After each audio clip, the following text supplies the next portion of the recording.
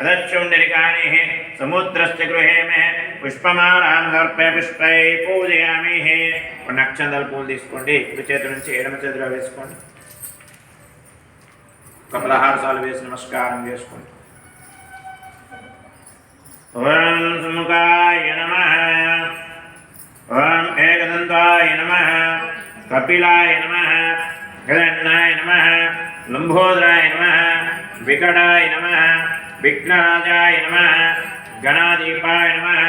ధూమ్రకేతవే నమః गणदक्षाय नमः कालचन्द्राय नमः